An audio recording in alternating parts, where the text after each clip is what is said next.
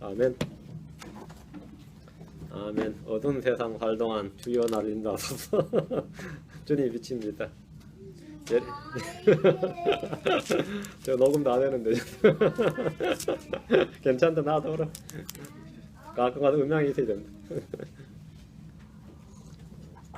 제가 애가 없을 때는 말이죠, 교회에서 뭐 애들이 떠들고 뭐 까불고 하면 뭔 애를 교육을 저 따위 시켰나 싶고 꼴보기 이렇게 했는데, 내가 애 생겨니까 이제는 뭐 애들 이제 떠들어야 된다 그래서 사람 변하는 게 한순간이더라고요.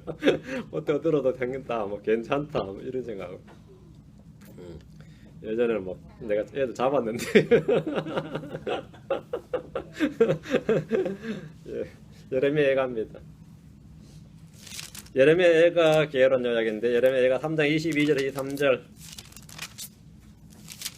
예레미야 애가 3장 22절 23절입니다. 여기는 뭐 교회 와서 애들 뭐 울고 하는 거 신경 쓰지 마세요. 그냥 적당한 음향이라 생각하고 즐겁게 들어도 됩니다. 저 전혀 신경 안 쓰입니다. 예레미야 애가 3장 22절 23절 같이 읽습니다. 주의 긍휼로 말미암아 우리가 소멸되지 아니하였으니 그분의 불쌍히 여기심은 끝이 없도다. 2, 3절 그것들이 아침마다 새로우니 주의 신실함이 크시나이다. 예레미야 애가는 장수가 5장이구나. 짧습니다. 그래서 오늘 개론이 거의 주 설교가 되겠네요. 같이 기도하고 시작합니다. 주 하나님 감사합니다. 하나님께서 오늘도 온종일 동행해 주시고 또 복을 주셔서 주의 말씀을 들려주시고 또 깨닫게 해주시고 또 함께 교제할 수 있게 해주셔서 감사합니다. 전하신 주 하나님께서 이 시간도 주의 성령을 통해서 하나님의 말씀을 부어주시옵소서. 또 말씀을 통해서 저희가 많이 자라도록 해주시고 은혜 받도록 해주십시오. 지혜와 계시를 주시고 지식과 총명으로 저희를 먹여주십시오. 감사드리며 주의 기도합니다. 아멘. 예레미야는 눈물의 대언자로 불리는데 이는 그가 대언자로서 사역하면서 많이 울었기 때문입니다. 그의 눈에 흐르는 눈물은 그의 마음에서 쏟아지는 것이었습니다. 시편을 제외하고 책 제목이 애가로 나오는, 책 제목 자체가 노래다 이렇게 애가로 나오는데, 성경에는 두 권의 책이 노래라는 제목을 가지고 있습니다. 예레미야 애가, 솔로몬의 아가. 예레미야 애가 가짜 노래 가짜죠. 솔로몬의 아가 할 때 가짜 노래 가짜입니다. 근데 물론 이제 솔로몬의 아가는 Song of Songs에서 송하고 딱 나오고, 예레미야 애가는 우리가 우리말로 지은 거죠. 근데 애가, 예레미야는 슬픔과 비탄의 눈물을 흘리는 슬픔의 노래이고, 아가사는 사랑으로 인해 얻는 기쁨과 즐거움에 가득 찬 노래로 정반대의 노래입니다. 애가는 5장으로 되어 있고 154절로 되어 있고 영어 킹잼 성경 기준으로 3411단어로 되어 있습니다. 저자는 예레미야입니다. 예루살렘이 멸망한 직후 써진 것으로 추정이 됩니다. 애가는 말 그대로 노래이기 때문에 운율이 정확하며 시편 119편처럼 각 행의 머리 글자를 모으며 말이 되는 두 문자 배열로 되어 있습니다. 애가 1장부터 4장은 철저히 히브리 알파벳 어순으로 두 문자 배열이 된 노래입니다. 5장은 알파벳 순서로 되어 있지 않습니다. 절수는 딱 보시면 알겠지만 눈치 빠른 사람들 한번 펼쳐보시죠. 1장이 몇 절로 되어 있어요? 22절로 되어 있죠. 2장이 몇 절로 되어 있어요? 22절로 되어 있죠. 3장이 몇 절로 되어 있습니까? 66절 있죠. 4장은 22절, 5장은 22절, 다 22절이죠. 3장 66절인데 22 곱하기 3으로 되어 있습니다. 3장은 두 문자 배열로 알렙이 이제 히브리 첫자거든요. 그럼 알렙이 1, 2, 3절이 알렙으로 시작한다 이 말입니다. 베트가 이제 두 번째 베트는 4, 5, 6절이 베스로 이렇게 3절씩으로 했기는 23 곱하기 22점, 66이 맞죠. 그러니까 전부 다 이 두 문자 배열로 히브리어 알파벳이 22글자이기 때문에 거기에 맞춰져 있다 이 말입니다. 히브리어가 이제 이 철자가 22자이기 때문에 각 행의 시작이 히브리 알파벳 숫자 연속으로 배열되었습니다. 3장 66절로 되어 있는데 매 3절마다 히브리 알파벳 순서로 배열되어 있습니다. 유대인들은 구약 성경을 율법과 대언서 시편으로 나누었는데 예레미야 애가는 예레미야 다음이 아니라 솔로몬의 아가, 룻기, 전도서, 에스더, 예레미야 애가 이렇게 노래로 분류를 해놨습니다. 그 순서가 아가서, 룻기, 전도서, 에스더, 예레미야가 되어 있다 이 말이죠. 시편의 두루마리 속에 포함되어 있습니다. 애가란 말은 슬픔의 노래라는 뜻에 장례식 때 부른 장송곡 또는 장송시라는 의미가 있습니다. 예레미야 애가는 예루살렘이 멸망하자 그 슬픔을 노래한 일종의 장송곡입니다. 우리는 이 애가를 통해서 대언자 예레미야의 가슴에 맺힌 슬픔과 눈물을 볼 수 있습니다. 예레미야의 주제는 예레미야 개인의 슬픔을 노래한 것이 아니고 예레미야를 통해서 보이신 그 하나님의 슬픔, 예레미야를 통해 보여주신 하나님의 슬픔입니다. 주의 백성이 죽을 때 주님은 고통을 당하시며 그들이 고통당할 때 주님 역시 고통을 당하신다는 그 메시지를 담고 있습니다. 예레미야 예가의 핵심 요절은 3장 22절에서 23절, 방금 읽은 요절 읽은 구절이죠. 주의 긍휼로 말미암아 우리가 소멸되지 아니하였으니 그의 불쌍히 여기심은 끝이 없도다. 그것들이 아침마다 새로우니 주의 신실하심은 크시나이다. 이겁니다. 유다의 민간 전승에 따르면 예레미야가 통곡을 하며 노래한 곳은 예루살렘 북쪽 골고다로 불리는 언덕이었다고 합니다. 골고다로 불리는 언덕에서 이걸 했다. 이 말은 이곳은 바로 우리 주 예수 그리스도께서 해개치 않는 예루살렘을 내려다보며 고난을 당하시고 십자가에 못 박혀 죽으신 곳입니다. 이는 베드로가 증언하기를 베드로전서 1장 11절에 자기들 안에 계신 그리스도 영께서 그리스도의 고난과 그 뒤에서 영광을 미리 증언해 주실 때에 그 영께서 무엇을 혹은 어느 때를 표적으로 보여주셨는지 탐구하였느니라 했듯이 예레미야는 계속해서 그것을 탐구하고 연구했다 이 말입니다. 예레미야는 이미 이런 사실을 말씀을 통해 알고 있었고 자신이 흘릴 눈물에 대해서도 잘 알고 있었습니다. 예레미야 13장 17절 앞으로서 예레미야서 13장 17절 예레미야 13장 17절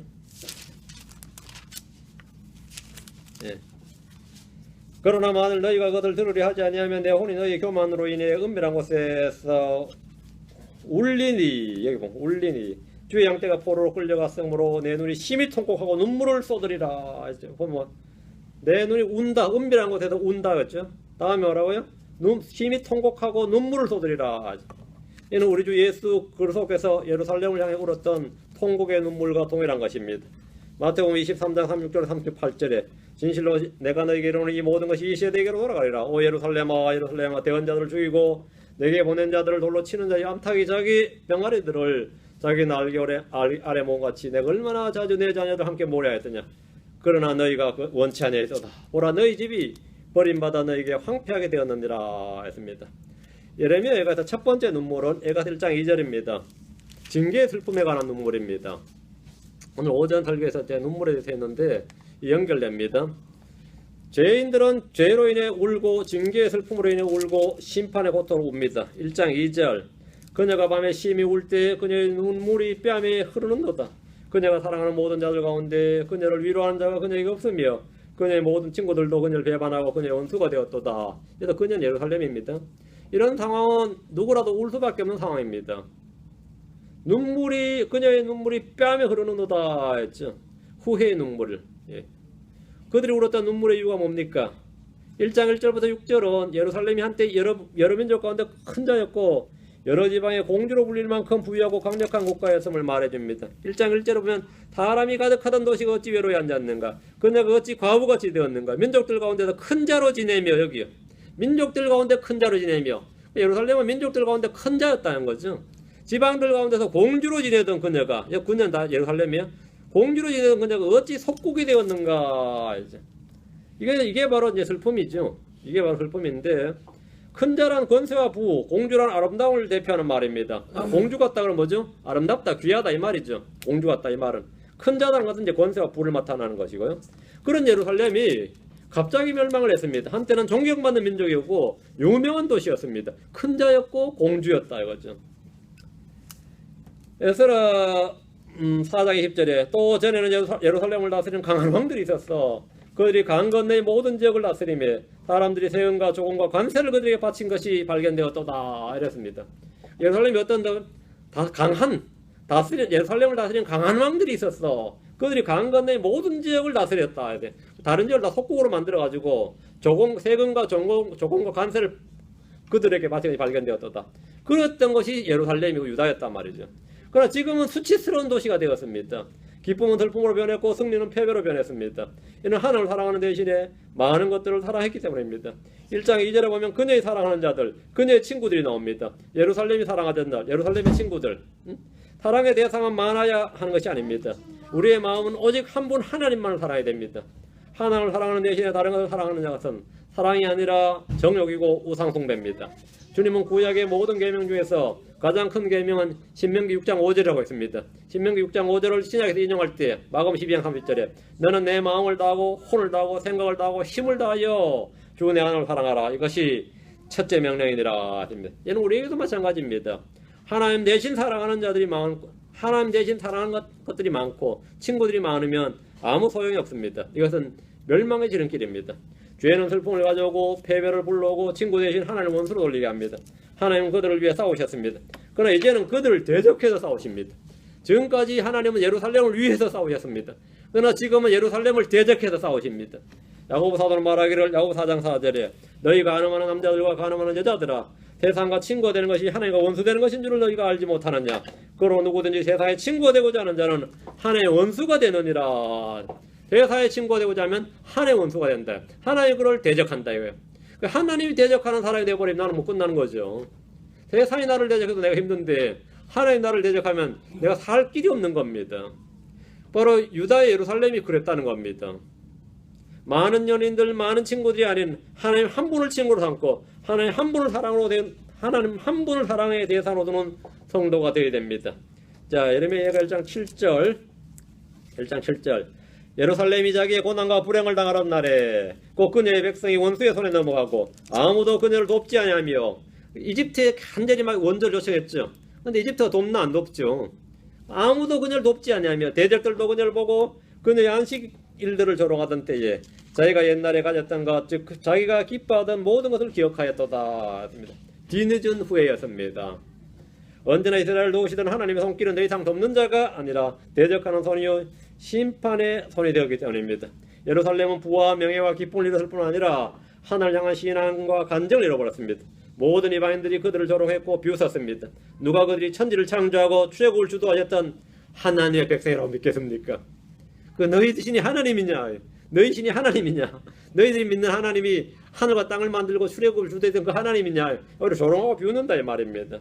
이는 오늘날 교회도 마찬가지입니다. 하나님은 맛을 잃어버린 소금을 던져버리십니다. 교회가 교회 역할을 하지 못할 때 주님은 그들을 징계하십니다. 그 징계하신다 이게 먼저 짓밟힌다 이 말입니다. 소금 맛을 잃은 소금 어떻게 짓밟힌다. 짓밟힌다. 그게 징계입니다. 자, 예레미야 두 번째 눈물은 공의로운 심판의 집행인 겁니다. 1장 16절. 이 일들로 인하여 내가 우나니, 또 운다가 나오죠? 내 오늘 소생시킬 위로자가 내게서 멀리 계심으로 내 눈에서 눈물이 흘러내리는도다. 원수가 이겼으므로 내 자녀들이 황폐하게 되었도다. 했습니다. 예레미야는 눈물을 흘리며 더욱 울었던 것은 이 눈물을 닦아줄 위로자가 멀리 계시다는 사실이었습니다. 예레미야 예가에는 1장에만 위로하는 자의 없음에 대해서 6번이나 반복적으로 말하고 있습니다. 위로자가 없다. 위로자가 없다. 그렇죠? 위로하는 자가 그녀에게 없으며 1장 2절에 그녀를 위로한 자가 그녀에게 없으며 여기 보세요. 거기서 언더라인 1장 2절에 없으며 1장 2절에 없다 나오죠. 위로자가 없다. 1장 9절에도 보면 없으며 나오죠. 1장 9절에도 예, 위로자가 없도다. 거기 언더라인. 다음에 1장 16절 1장 16절에도 위로자가 내게서 멀리 계심으로 나오죠. 없으며 없고 멀리 계시며 26절 예레미야 예 26절이 없지 없지 알죠. 26절 없고 예 17절 시온이 자기 손을 펴나 그녀를 위로할 자가 없도다. 얘도 없도다가 나왔죠. 다음 21절 내가 탄식하는 것을 그들이 들었으나 나를 위로한 자가 없고 여기도 위로한 자가 없고 여기도 언더라인 2장 13절에도 보면 나오죠. 오 예루살렘에 따라 내가 무엇을 가져다가 너를 위하여 증언하라. 내가 너를 무엇에 비유하랴. 오 시온의 처녀에 따라 내가 무엇을 너와 같게 하여 너를 위로하랴. 내가 무엇을 너와 같게 하여 너를 위로하랴. 너의 상한 것이 바다같이 크니 누가 능히 너를 고치겠느냐. 여기도 위로할 자가 없다 이거죠. 다음에 3장 54절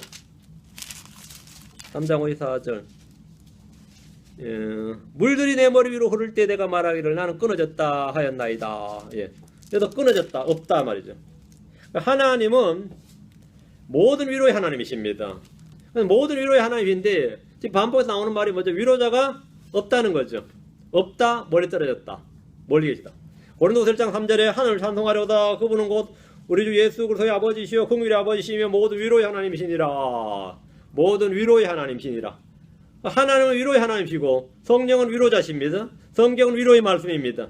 우린 서로가 서로를 위로하는 형제들입니다. 그런데 위로자가 없고 멀리 계시다는 것은 슬픔을 이길 힘이 없다는 겁니다. 없다 이거죠. 하염없이 흐르는 눈물의 근원이 뭡니까? 이 눈물의 원인이 뭐냐 이거죠. 죄와 불순종입니다. 그리고 위로자가 없다는 겁니다. 눈물을 흘릴 때 곁에서 그 눈물을 닦아줄 위로자가 있다면 족합니다. 오늘날 교회는 상처 입은 혼들이 유난히 많습니다. 하지만 성도들은 좀처럼 위로자 성령으로부터 위로의 말씀을 듣지 못합니다. 그래서 위로받은 성도들이 없다죠. 위로받은 성도가 없습니다. 교회 와서 상처 입은 성도는 많은데 위로받은 사람이 없어요. 서로 상처 주죠. 부부간에도 서로 상처 주고, 자녀간에 서로 막 엄마는 딸 상처 주고 딸은 엄마 상처 주고 그렇죠. 엄마가 딸한테 상처 주는 것보다 뭐 딸이 엄마한테 상처 주는 게 더 많지만 자식이 그렇게 후배 판다 그러잖아요. 내 가슴 후배 판다예요. 그죠? 후배 판다예요. 친구도 마찬가지죠. 위로자가 없어요. 위로자인 줄 알 때 헛된 위로자만 많은 거죠. 커피 한 잔 사준다고 불러내놓고는 긁어대잖아요. 그렇죠? 자기가 풀고 있어요. 내 위로에다 불러놓고 지 성질 풀고 있어. 보면 그런 년은 뭐 허다한 일이지. 내 이름을 왜 만나러 나왔나 싶고 그렇죠. 위로자가 없단 말이에요. 형제들이 서로 상처를 줍니다. 성도들은 각자 유능한 바울이 되고 싶어 하지만 정작 필요한 것은 바나바입니다. 사도행전 4장 36절에 사도들이 키프로스 지방 출신의 요세라는 레위 사람에게 바나바라는 이름을 주었는데 그 사도들이 이름을 주었어요. 레위 사람에게 이름은 요세라는 사람인데 본명이 요세인데 사도들이 닌 요세라고 하지 말고 바나바라 불러라. 그것을 번역하면 위로의 아들이라는 뜻이라. 바나바만 만나면 사람이 다 위로를 받는 거예요. 이런 사람이 담임 목회하면 이제 교회 부흥해요. 우리 킹잼성경교회도 말이죠. 뭐 다 교회가 별로 크지 않지만 그래도 몇백 명 되는 교회들 다 보면 말이죠. 한 교회인가 빼고 이 바나바 같은 사람이 목회하는 교회들이 보면 다 교회가 잘 돼요. 제 친구들 보면 뭐 유학 갔다 왔다 뭐 똑똑하다 그런 교회는 잘 안 돼. 목사가 똑똑하다고 평가받는 교회들은 보면 교회 인원이 뭐 좀 별로 안 돼요. 그리고 나왔다도 가고 이거 뭐 안정적이지도 않고 좀 언스테이블이야. 근데 이 목회자가 이 바나바 같다 이런 풍기는 거지. 이런 기질을 풍기는 목회자들은 이거 뭐 성도들이 많아요. 지금도 막 부흥일로에 있어. 부흥일로에 있어. 그래서 저도 딱 보니까 교회가 되려면 이 목회자가 저래야 되는구나 하는 그런 상이 있어요. 저래야 되는구나 그런 사람이 있고 저런 사람이 돼야 목회가 잘 되는구나 뭐 그런 사람 저도 몇 봤어요. 그러니까 저는 그런 사람 못 되면 성도가 뭐 목회자가 날카롭다 뭐 똑똑하다 그건 사실은 목회에는 별로 도움이 안 됩니다. 싸움질할 때 도움이 되지. 성도들은 그걸 원한 게 아니거든요. 위로받고 싶고 따뜻한 말 받고 싶고 눈길 한 번을 더 받고 싶고 그렇죠. 뭐 그렇게 싶지 뭐 똑똑한 게 뭐 사는데 그렇게 도움이 되지는 않거든요. 한두 번이지. 뭐 사는 것도 마찬가지예요. 평생 살려면 어떤 사람이 돼야 되겠어요. 바나바 같은 사람이 낫죠. 바울 같은 사람하고 사는 것보다는 한 번 두 번 부흥사로 흩어 지나가는 사람은 거죠. 바울 같은 사람이 낫지. 그렇죠. 바울 같은 사람이 낫는데 평생 같이 사역할 사람 같으면 이런 사람이 나아요. 성도들도 마찬가지입니다. 같이 오랫동안 같이 교회 생활 같으면 바나바 같은 사람이 있는 게 훨씬 낫죠. 내 곁에 훨씬 낫지.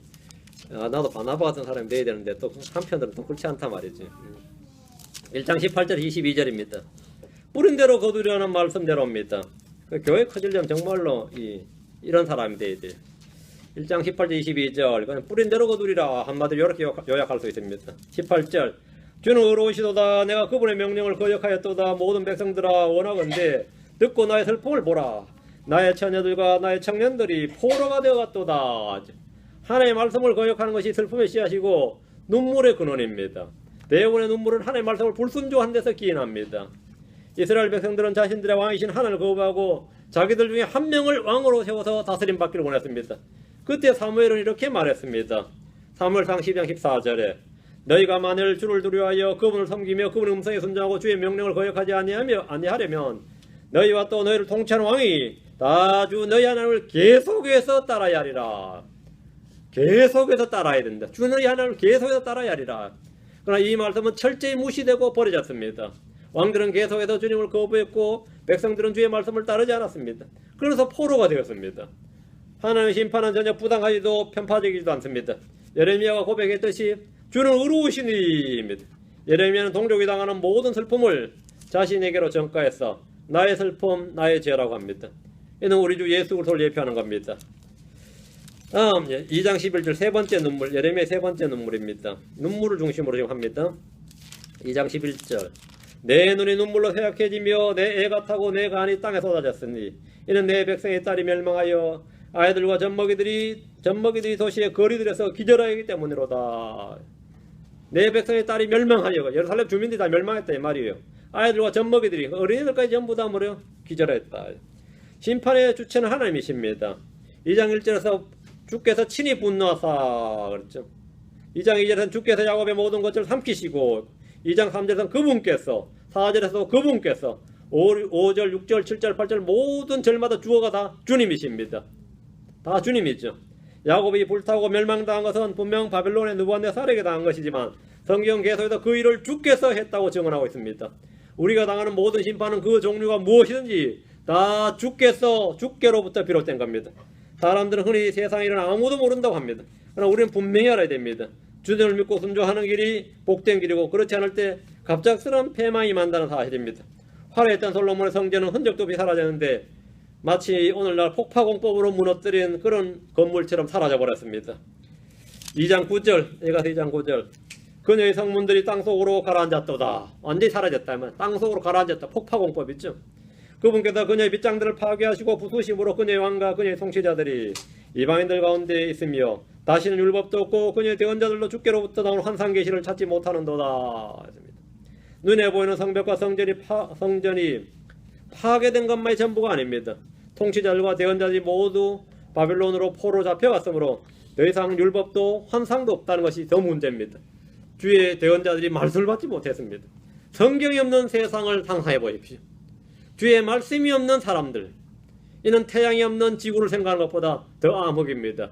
율법이 없고 주께로부터 환상을 받지 못했다는 것은 주님과 교제가 단절되었다는 말씀입니다. 이것은 가장 참혹한 심판이고 우리가 울어야 될 진정한 이유입니다. 다음 2장 18절 네 번째 눈물입니다. 말씀대로 이루어지이다. 그들의 마음이 주를 향하여 부르짖기를 오 시온의 딸의 성벽아 밤낮으로 눈물을 강같이 흘릴지어다. 너 스스로 안식하지도 말며 내 눈동자를 쉬게 하지도 말지어다. 약 40년 동안 예레미야는 예루살렘에서 설교했습니다. hil기야의 아들 예레미야라고 하잖아요. 그래서 설교했단 말이죠. 시드기야 때까지 설교했죠. 다가올 심판을 선포했고 생생하게 증거했습니다. 그러나 그들은 신실한 하나님의 말씀 대신에 인기 영합주의에 물든 거짓 대언자들의 설교를 더 좋아했습니다. 에가서 2장 14절 내 대언자들이 너를 위해 헛되고 어리석은 것들을 보았으므로 내 불법을 추어내지 못하고 내 포로된 것을 되돌리지 못하였도다. 그들이 너를 위해 거짓된 경고와 추방당할 구실을 보았도다. 거짓 대언자들은 백성들의 불법을 들추어내지 못했고 포로된 것을 돌이키지 못했습니다. 그들이 향한 거짓된 경고는 민족의 멸망을 앞당겼습니다. 이는 대언자들만의 책임이 아닙니다. 백성들 역시 그렇게 하는 것을 사랑했기 때문입니다. 예레미야 5장 31절에 대언자들은 거짓으로 대언하고 제사장들은 자기 방법으로 다스리며 내 백성은 그렇게 하는 것을 사랑하니 그것의 마지막이라 너희가 무엇을 하려느냐. 백성들이 그걸 사랑했다 이거예요. 왜 내가 거짓을 대언했냐면 백성들을 사랑했다 이거예요. 왜 하나님 말씀만 하고 자꾸 웃기기만 했냐 그러면 성도들이 그걸 좋아한다는 거예요. 왜 그렇게 형통하고 복하고 이런 것만 설교하냐고 하면 그런 설교 안 하면 안 돼. 그렇죠. 그 작가는 독자들이 원하는 글을 써야 되고 말이죠. 영화 제작자들은 뭐죠? 예, 사람들이 표를 사서 돈을 지불하고 마땅히 볼만한 영화를 만들어야 된단 말이죠. 설교자들은 뭐죠? 사람들이 교회 와서 들을 수 있는 설교를 원한다 이거. 그렇죠? 소비자가 원하는 걸 해야지. 그잖아. 소비자가 원하는 거를. 그걸 독자가 원하고 소비자가 원하고 시청자가 원하는데 그러고 있단 말이죠. 하나님 원하시는 걸 설교해야 되는데 독자가 원하는 거, 소비자가 원하는 건 말이죠. 그걸 지금 이게 청중이 원하는 설교를 한단 말입니다. 이것이 오늘 대부분의 교인들이 마찬가지입니다. 그런 설교를 의외롭다고 좋아한단 말입니다. 디모데후서 4장 3절 4절에 때가 이르니 그들이 건전한 교리를 견디지 못하며 기가 가려워 자기 욕심대로 자기를 위해 선생들을 쌓아두고 또 진리로부터 귀를 돌이켜 꾸며낸 이야기들로 돌아서리라. 진리로부터 돌이켜서 꾸며낸 이야기로 돌아선다. 건전한 교리를 견디지를 못합니다. 하나님 말씀만 선포되는 걸 견디지를 못해요. 저는 반대죠. 저는 이 건전한 교리만 견디지 쓸데없는 소리를 제가 잘 못 견디는데 일반 성도들은 건전한 교리를 못 견뎌요. 건전한 교리를. 또 하나님 말씀 성경 말하네. 그래 또 성도들이 말씀 대신에 세상과 사람들을 다룰 때예요. 잠시는 즐겁지만 후에는 눈물이 쏟아집니다. 시류에 맞추고 사람들이 입맛에 맞춘 설교는 하나님의 말씀이 아닙니다. 그런 설교는 사람들이 은밀한 죄와 불법을 들춰내지 못합니다. 그래서 아무 경고도 하지 않습니다. 오히려 죄를 부추기고 용기를 줍니다. 거짓 대언자들이 얼마나 많은지, 얼마나 말을 잘하는지 모릅니다. 아주 좋은 말로 사람들 속여버립니다. 미가서 3장 11절에 그것의 우두머리들은 대가를 바라고 재판하며 그것의 제사장들은 품삯을 바라고 가르치며 그것의 대언자들은 돈을 바라고 점을 치면서도 그들이 여전히 주를 의지하여 말하기를 주께서 우리 가운데 계시지 아니하냐 어떤 재앙도 우리에게 임하지 못하리라 하는도다. 주께서 우리 가운데 계시지 아니하냐 이 말은 맞아요. 주께서 우리 가운데 계신다 맞죠? 주께서 우리 가운데 우리 속에 계십니다. 그렇다고 우리 가운데 재앙이 안 임합니까? 우리가 순종하냐 안 하냐 우리가 믿느냐 안 믿느냐에 달려있지 주께서 우리 가운데 계신다는 사실이 우리에게 재앙이 임하지 않는다는 걸 보증해 주지 않습니다. 주께서 우리한테 계시니까 우리가 우리 안에 계신 주님께 순종을 해야지. 주께서 우리 안에 계신다는 사실이 모든 것을 보증해 주지 않는다. 형통을 성공을 보장해 주지 않는다. 주께서 우리 안에 계시니까 우리 안에 계신 주님 우리 안에 계신 성령을 뭐 해준다? 따라야 되는 거죠. 믿고 순종하고 따라야 형통하는 겁니다. 그게 성공입니다. 그게 성공입니다. 말은 청산유수처럼 하죠. 말은 청산유수로 하는데 사람들은 덕담이면 아무 것이나 다 좋다고 생각합니다. 그게 은혜롭다 생각하고 그게 듣기 좋은 선한 말이란 말이죠. 진리냐 비진리냐 옳으냐 그러냐 이건 따지는 것 자체를 싫어합니다. 지금 나에게 유익이 되는 말을 듣고 싶어합니다. 지금 나에게 위로가 되는 말, 지금 나에게 기분이 좋은 말, 이것은 사실 심각한 영적인 병입니다. 그건 병입니다. 주님 우리가 무엇이라고 말한 대로 이루신 것이 아니라 주님 자신이 말씀하신 대로 이루십니다. 주께서 말씀하신 대로 이루어지는 것이지 내가 말한 대로 이루어지는 것은 아닙니다. 내가 말한 대로 이루어지는 것은 불신을 말할 때 주님께서 네 말한 대로 네가 말한 대로 네가 불평을 하면 네가 불평하는 대로 네가 불신한 대로 이루어진다 이거예요. 17절 2장 17절 주께서 이미 계획하신 일을 행하시고 옛날에 명령하신 자신의 말씀을 이루셨도다. 자신의 말씀을 이루셨다며 자신의 말씀을 그분께서 무너뜨리시되 불쌍히 여기지 아니하시고 내 원수로 하여금 너로 인해 기뻐하게 하시며 내 대적들의 불을 세우셨도다. 오늘날 이 시대는 꼭 멸망을 앞둔 예레미야의 시대와 같습니다. 거짓 대언자들이 많았듯이 거짓 목사들이 많습니다. 우리는 언제나 진리의 말씀에 귀를 기울이는 성도들이 되어야 합니다. 자 3장으로 갑니다. 3장 1절부터 18절은 주의 진노를 당하는 이스라엘의 백성들입니다. 그런데 예레미야는 자신이 당하는 고난으로 묘사를 했는데 이는 예언적으로 예수 그리스도를 예표하기 위한 겁니다. 백성들을 위해 사역하고 말씀을 전파했던 예수 그리스도께서 백성들에게 배척을 받고 모욕을 당하시고 십자가에 못 박히신 사건을 정확하게 예언하고 있습니다. 예레미야는 배척받는 예수 그리스도의 모형입니다. 22절에서 41절은 성경 전체에서 가장 아름다운 찬양입니다. 예레미야는 고난 가운데서 소망을 발견했습니다.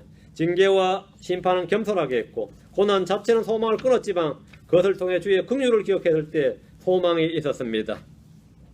이스라엘이 전멸되지 않고 소멸되지 않는 것은 주의 긍휼 때문입니다. 22절 주의 긍휼로 말미암아 우리가 소멸되지 아니하였으며 그분의 불쌍히 여기심은 끝이 없도다.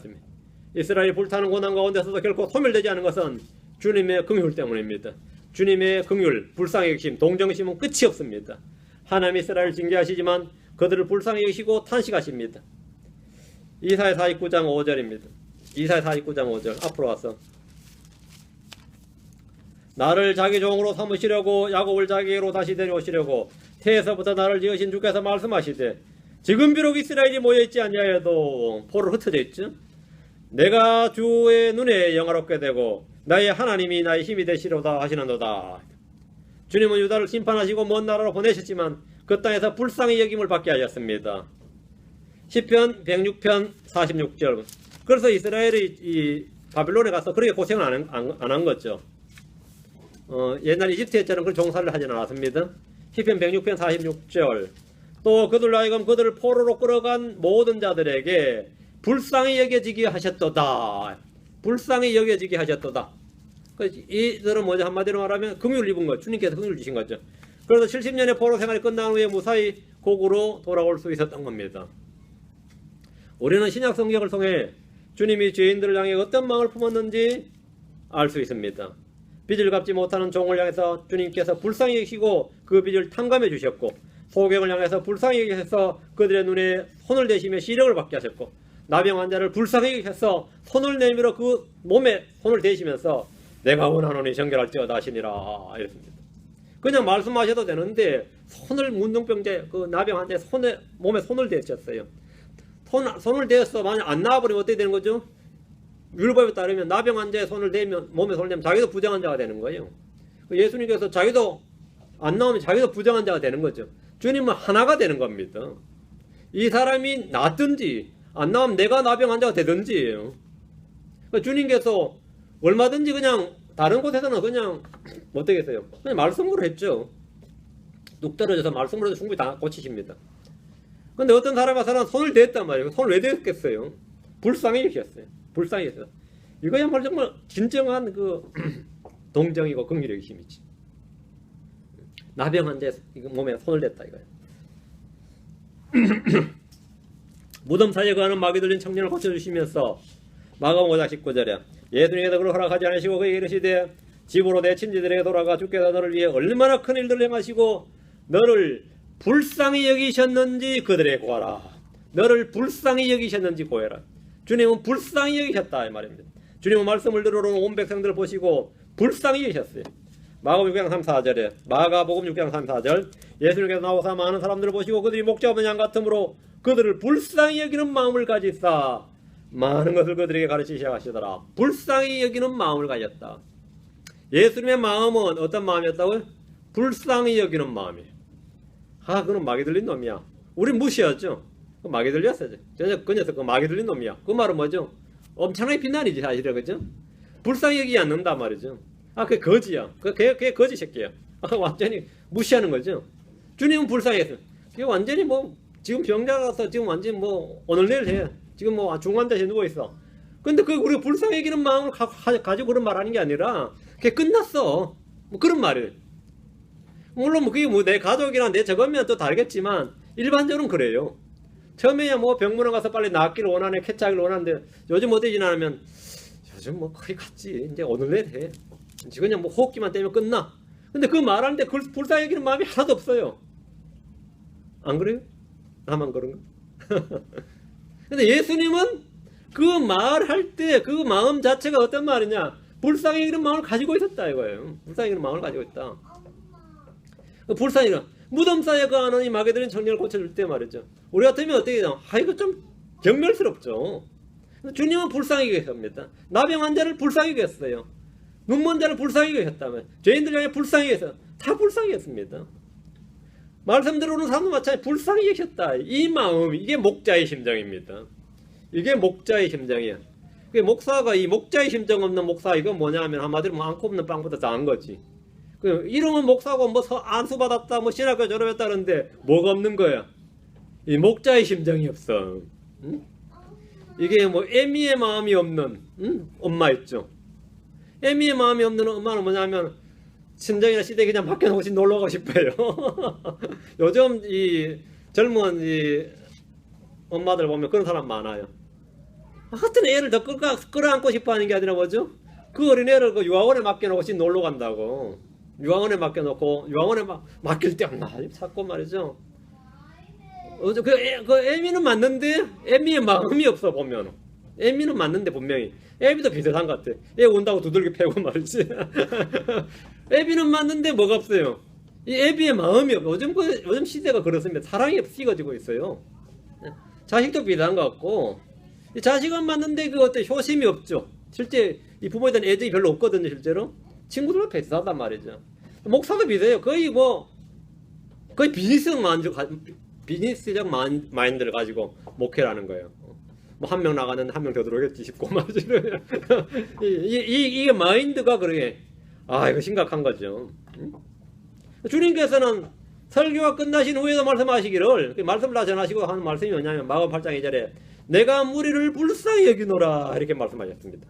내가 무리를 불쌍히 여기노라. 제자들은 빨리 흩어서 빨리 보내자 그랬고요. 나인성 과부의 아들이 죽어 관에 실려 나올 때 그것을 보신 주님은 불쌍히 여기셨습니다.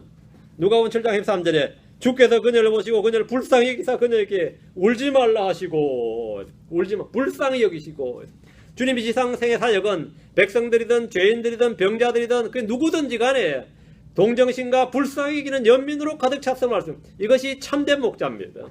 참된 목자. 이 마음을 가져야 사실은 목사의 자격이 있는 거예요. 이게 지식이 있는 거는 배우면 되는 거죠. 지식은 모르면 책으로 배우든 누구한테 배우면 되는 건데 사실 이게 진짜 중요한 거예요. 내가 요즘도 결혼도 마찬가지예요. 제가 이 결혼할 때 제일 마음에 딱 한 가지나 난 돈도 없고 비전도 없고 장래도 없고 다 없어 결혼하니까. 근데 어떻게 하면 이 형제들한테 네가 결혼할 수 있는 자격이 없게 되냐면 마음으로 얻을 그 사람이 죽을 마음이 있으면 생명을 내놓을 마음이 있으면 이제 그런 이제 결혼할 수 있는 자격이 되는 거예요. 성경에 따르면 왜냐면 예수님께서 교회에 자기 목숨을 내놓았듯이 말이에요. 그렇게 사랑해야 된다니까. 내가 결혼한다는 말은 은둥을 해서 죽겠다 이 말이야. 그 마음이 있으면 이제 할 수 있는 자격이 된 거예요. 그게 남편의 자격이야. 그게 남편의 자격이에요. 그러면 그게 이제 진짜 결혼할 수 있는 자격이 있는 거지 뭐 다른 게 자격이 아닙니다. 집이 있어야 되고 직장이 있어야 되고 나중 문제고 그 마음이 있어야 사실은 결혼할 수 있는데 요즘 그런 마음 없이 그냥 막 해버리니까 일 터지는 거지. 그런 마음 자체가 없어요. 그래서 마음 자체가 없으니까 어떻게 되는 거예요? 이럴 줄 몰랐다느니 그러는데 주님 앞에서 그 말 하면 안 됩니다. 주님 니 다 알고 있었느니라 그래요. 모르긴 뭘 몰라 다 알고 있었느니라. 그건 누구나 다 알고 있는 거다 이거예요. 불쌍히 여기는 마음이. 여러분 다 불쌍히 여기는 마음에서 목자도 비슷합니다. 양들을 위해 생명을 내걸 수 있는가 이 마음을 내가 점검해서 그게 된다 하면은 이제 목사를 할 수 있는 겁니다. 자격 요건이. 저도 제일 처음에 제일 깊이 고민했던 게 그거였어요. 결혼할 때는 그거 생각했고 요 여자를 위해서 내가 죽을 줄 수 있는가 이걸 해서 오케이 하고 나서 오케이 할 때는 양들을 위해서 목숨을 내놓을 수 있는가 이걸 계속 생각해서 오케이 하고 있는데 이게 지금 뭐 여러분 내일 죽어줄 수 있을지 모르겠네. 당해봐야 알지 말은 그때 가봐야 알지 뭐. 다들 그래요. 그 전에야 뭐 목숨 끊는다 그러지 뭐 당해보면은 니 하나 시작하면 많으니 편한데 그러고 인간이 그래요. 니 하나 죽으면 내가 꼭 죽어야 되겠나 이 와중에 니 하나 죽으면 다들 편한데 그러면서 오히려 죽음을 강요하지. 그러니까 이제 사건 목자죠. 예, 우리 내가 내비게이터라는 선교회를 그렇게 뭐 좋아하진 않은데 거기 선교회들이 선교를 참 열심히 하고 헌신이 잘 돼 있어서 제가 좋아해요.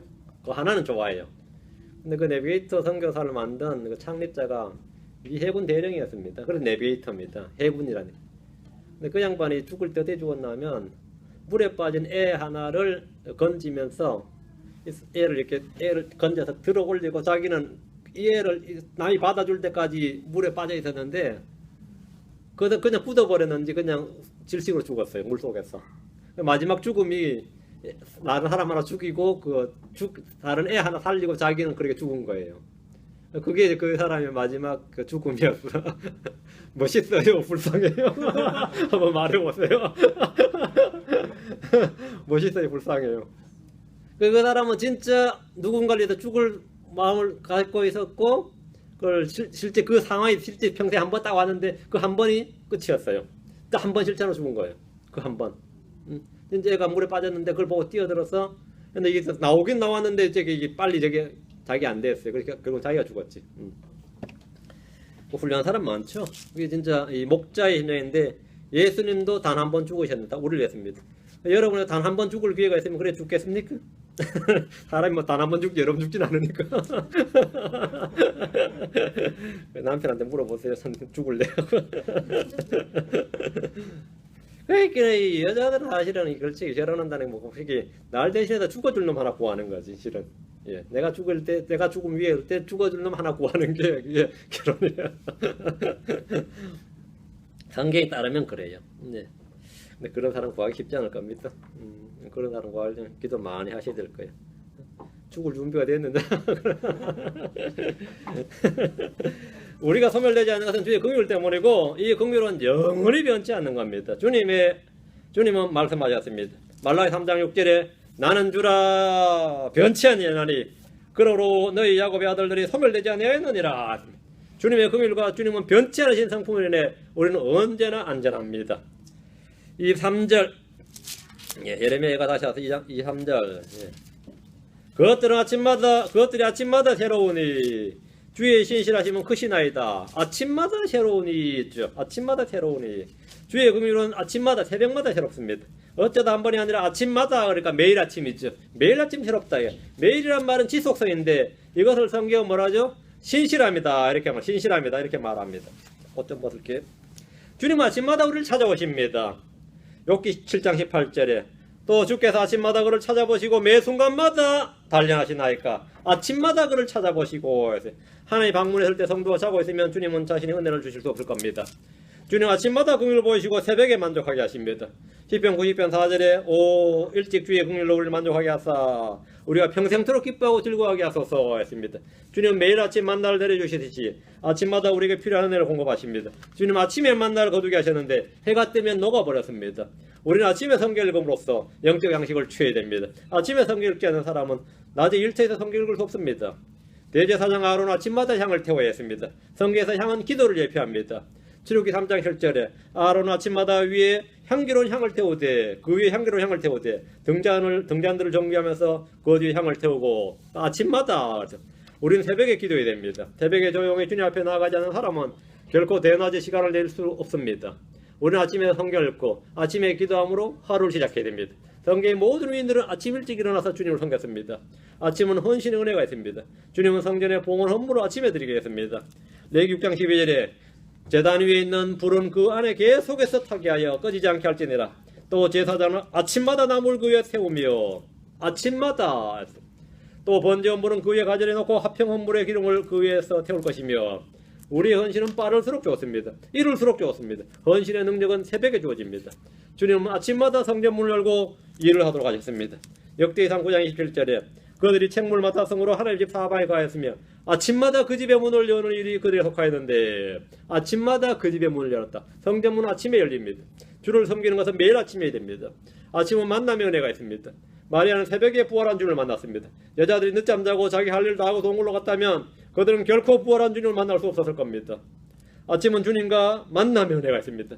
이사야는 기도하기를 이사야 33장 2절에 오 주여 우리에게 은혜를 베푸소서. 우리가 주를 기다려서 우리 주께서는 아침마다 그들의 팔이 되시오며 고난의 때에 우리의 구원이 되시옵소서. 아침마다 그들의 팔이 되시오며 아침마다 이것이 바로 새벽기도 효과입니다. 새벽기도 비판하는 사람들 많은데 새벽에 기도하는 게 비판받을 일은 아니죠. 새벽기도는 아주 좋은 겁니다. 아침은 성령의 기름 부으심이 있습니다. 아침은 주의 신실하심과 긍휼을 새롭게 맛볼 수 있습니다. 우리 일생에 단 한 번, 단 몇 차례만이라도 주의 은혜를 맛보는 것으로 만족해서는 안 됩니다. 매일 맛보아야 됩니다.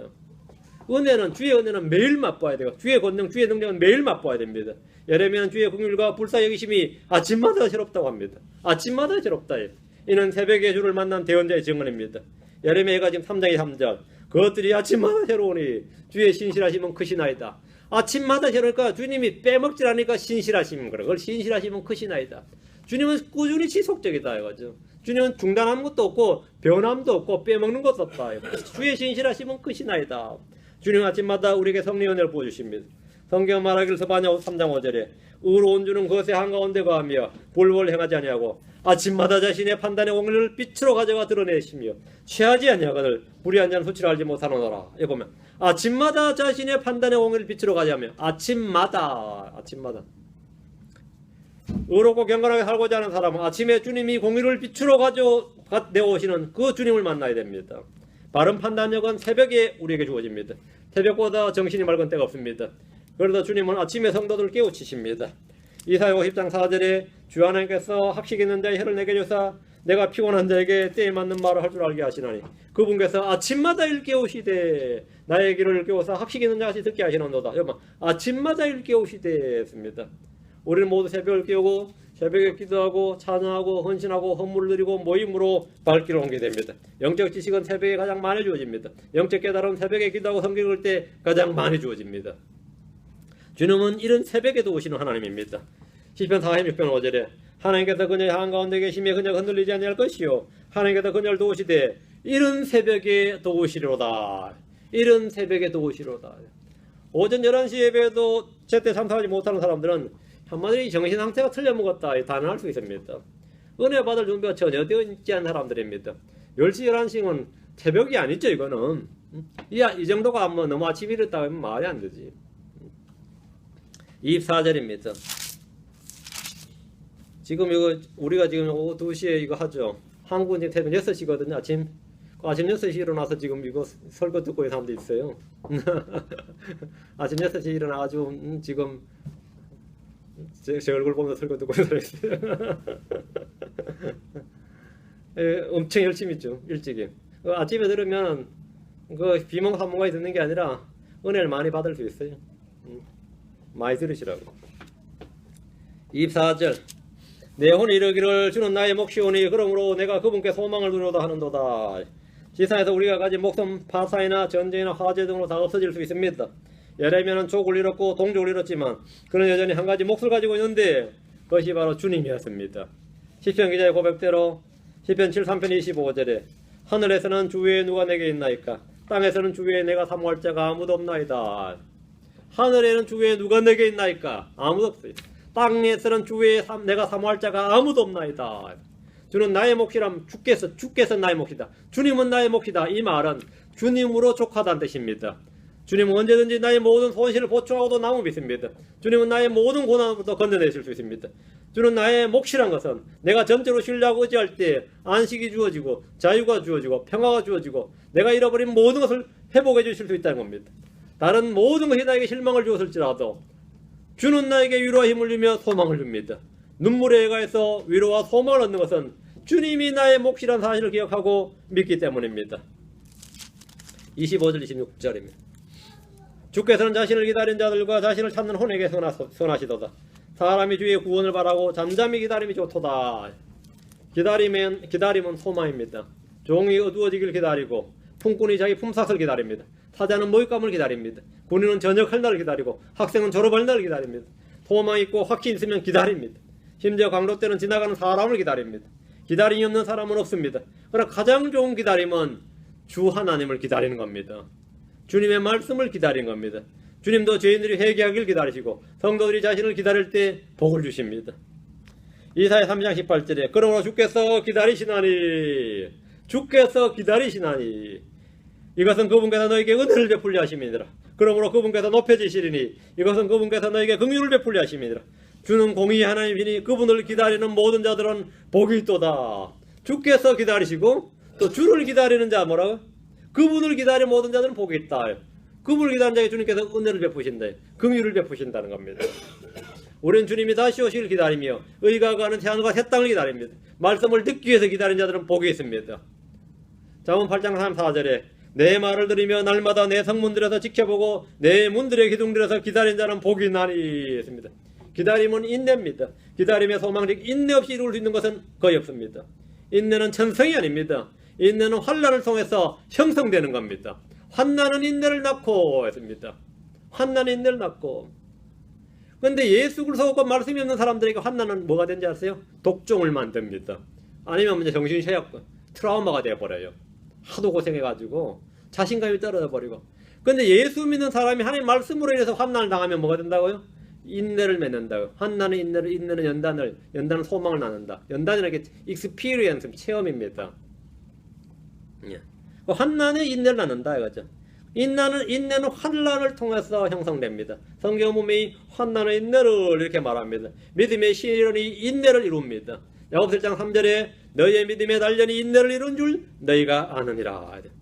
난 다른 상품 다 좋은데 인내심이 없다 싶으면 기도하세요. 하나님께서 시련을 많이 주실 겁니다. 환난도 많이 보내시고 기도해 보세요. 왜? 환난이 인내를 주니까. 인내가 있어야 열매를 거둡니다. 인내가 있어야 열매를 거둬요. 수고한 후에 필요한 게 뭐냐? 인내입니다. 기도한 후에 필요한 게 뭐냐? 인내예요. 우리가 믿고 난 후에 필요한 게 뭐냐? 인내입니다. 소망은 인내와 결부되어 있습니다. 인내는 들은 말씀을 열매 맺게 합니다. 말씀을 들었을 때 우리는 인내로 열매 맺습니다. 주님은 너희 인내로 너희 혼을 소유하라 이렇게 하셨습니다. 인내는 체험을 낳습니다. 사도 바울은 권면하기를 로마서 8장 25절에 그러나 우리가 보지 못하는 것을 우리가 바라면 인내로 그것을 기다리라. 인내로 그것을 기다리느니라 했습니다. 믿음은 곧 보지 못하는 것들을 기다리는 인내입니다. 성경 우리에게 인내를 줍니다. 주님은 인내의 하나님이십니다. 그리스도를 기다리는 것은 인내가 절대적으로 필요합니다. 데살로니가 후서 3장 5절에 주께서 너희 마음을 인도하사 하나님을 사랑하게 하시고 또 인내하며 그리스도를 기다리게 하시기를 원하노라. 인내하며 그리스도를 기다린다. 인내하며 기다린다. 인내는 하나님의 약속을 받기 위해 필요합니다. 히브리서 12장 1절에 너희가 하나님의 뜻을 행한 뒤에 그 약속하신 것을 받기 위하여 너희에게 인내가 필요하기 때문이라. 약속한 것을 받는데 필요한 게 뭐라고요? 예, 인내다. 약속한 것을 받는데 필요한 게 인내다 이겁니다. 믿음의 경주는 인내로 하는 겁니다. 인내를 통해서 완전하게 됩니다. 야고보서 1장 4절에 오직 인내를 완전히 이루라. 이것은 너희가 완전하고 완벽하며 아무것도 부족한 것이 없게 하려 함이니라. 인내가 있어야 이래 된다는 거예요. 인내가 있어야. 예.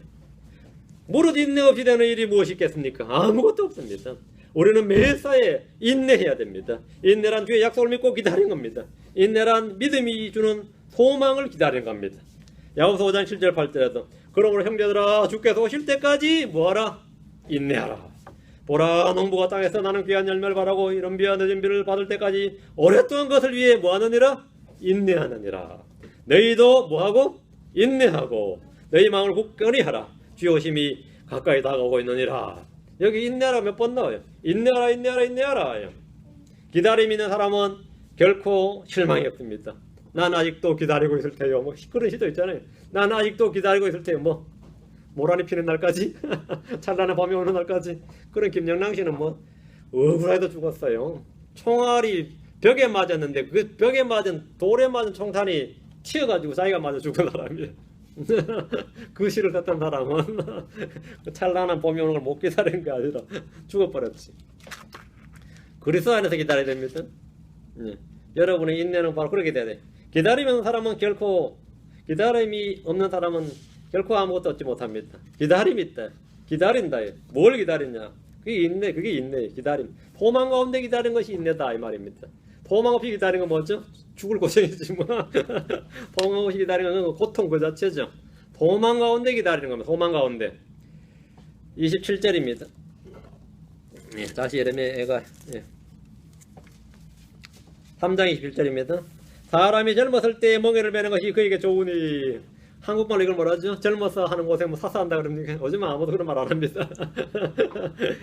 사람이 젊었을 때 멍에를 매는 것이 그에게 좋으니. 우리말에도 젊어서 고생 사서 한다는 말이 있습니다. 이스라엘의 많은 청년들이 바벨론으로 포로로 잡혀갔습니다. 그 중에는 다니엘도 있었습니다. 이들은 젊었을 때 먼 이방 나라로 포로로 잡혀갔습니다. 덕분에 동족들의 많은 죄에 동참하지 않았습니다. 일찍 경고를 받았습니다. 먼 나라에 있었지만 신앙이 새로워지게 되었습니다. 어릴 때 고생한 사람들의 말년은 아름답습니다. 맞아요? 아 이래야 되는데 어릴 때도 고생하고 말년 때 고생하면 제가 어릴 때 고생하고 지금도 고생한다 그러면 말년은 변해야 되겠죠. 말년도 고생하려나? 반면 젊을 때 방탕한 사람들의 말년은 그건 예외 없이 비참합니다. 그건 예외 없이 비참해요. 젊을 때 방탕했다 뭐 그런 사람 있죠.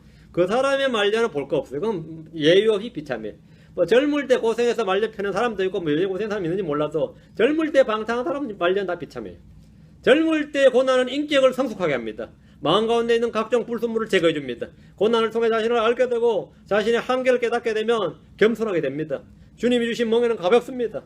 28절에 그가 홀로 앉아서 잠잠하면 그분께서 그것을 그에게 지게 하셨기 때문이라. 그분께서 그것을 지게 하셨다. 그에게 지게 하셨다. 여러분도 다 고생 많았죠. 지금 여기 앉아 계시면 다 고생 많은 것 같아. 고생 많았던 것 같아. 고생 많았던 것 같아. 그거 나쁜 거 아니다 이 말입니다. 좋은 거예요. 지금 그 젊을 때 고생했어도 지금 안 좋은 사람은 여기 이 자리에 안 있을 테니까 이 자리에 있는 사람 다 좋은 사람들이야. 주님께서 복을 주신 거지. 예. 주님께서 지게 하신 것을 질 때 우리는 방종과 방탕으로 흘러가지 않습니다. 정금은 불을 두려워하지 않듯이 신앙은 결코 고난을 두려워하지 않습니다. 신앙은 결코 고난을 두려워하지 않는다. 성도는 십자가를 지는 일을 두려워해서는 안 됩니다. 좀 더 일찍 십자가를 지고 자기를 부인하고 날마다 주님을 따르는 것이 좋습니다. 그게 좋아요. 십자가를 진다는 말 아시죠? 주님께서 주신 멍을 지고 가는 걸 말합니다. 그게 바로 자기 십자가를 지는 건데 많은 애들이 이걸 지금 좀 오해를 해가지고 말이죠. 어떻게 사신 게 어떠세요? 이렇게 뭐 십자가 지는 거죠, 뭐 이러고. 남편이 십자가하는 사람도 있고, 뭐 아내가 십자가하는 사람도 있고, 별별 사람 다 있어요. 일찍 자기 십자가를 지고 주님을 따르는 것이 그 사람 인생에 큰 유익이다. 이건 그것은 큰 보상이죠.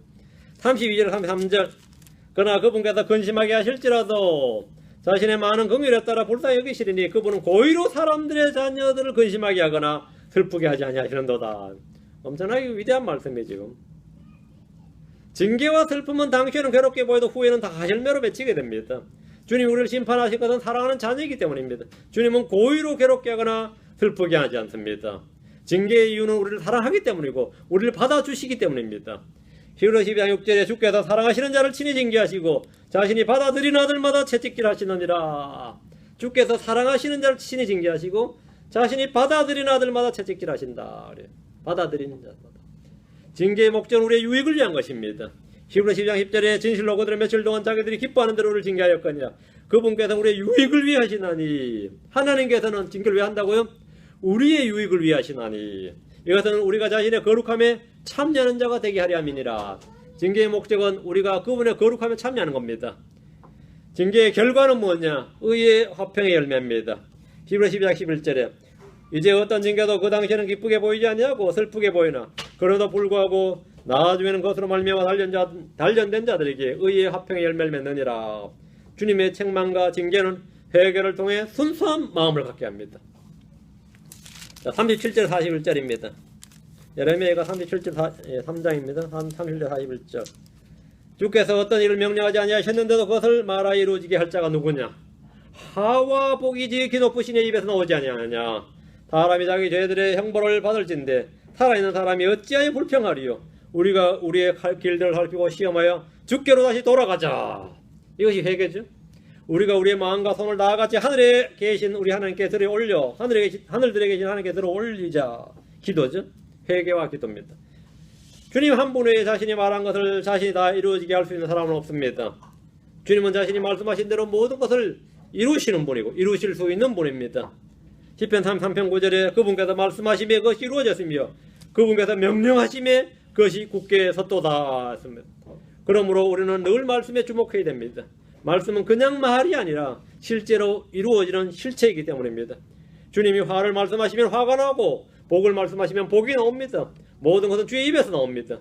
주님이 빛이 있으라 말씀하시면 빛이 생깁니다. 주님께서 한마디 한마디 말씀하시면 그대로 됩니다. 성경은 말합니다.